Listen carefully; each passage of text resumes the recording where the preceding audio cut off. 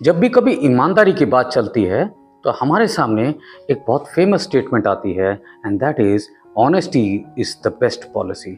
लेकिन अगर मैं ये कहूँ कि ये स्टेटमेंट अपने आप में इनकम्प्लीट है तो शायद आपको अजीब लग सकता है, but that is the reality. Honesty can never be A policy. Honesty, ईमानदारी कभी एक पॉलिसी नहीं हो सकती है। एक policy certain set of circumstances में डिसीजंस को गाइड करने के लिए और डिजायर्ड आउटकम को इंश्योर करने के लिए एक फ्रेमवर्क होता है। और ये भी सत्य है कि चीज़ें जैसे बदल जाती हैं, जैसे ही परिस्थितियाँ बदलती हैं, पॉलिसीज़ भी बदल जाती हैं। और जब तक हम ऑनेस्टी को एक पॉलिसी कंसिडर करते रहेंगे तो अलग अलग परिस्थितियों में हमारी बदलती हुई ऑनेस्टी को भी हम जस्टिफाई करते रहेंगे। Honesty can never be A policy.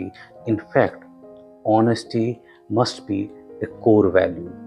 एक कोर वैल्यू की तरह हमें ऑनेस्टी को समझना होगा, क्योंकि हम क्या हैं ये हमारी वैल्यूज़ डिसाइड करती हैं।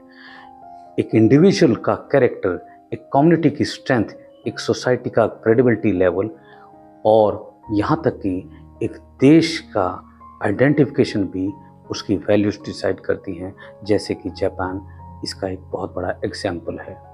ये सत्य है कि पॉलिसी लॉन्ग रन में आपकी सक्सेस इंश्योर करती है, लेकिन ये भी सत्य है कि वैल्यूज़ लॉन्ग रन में आपकी सफलता के साथ साथ आपकी रिस्पेक्ट और लेगेसी भी जनरेट करती है। Please treat honesty as a value, not as a policy. Good luck.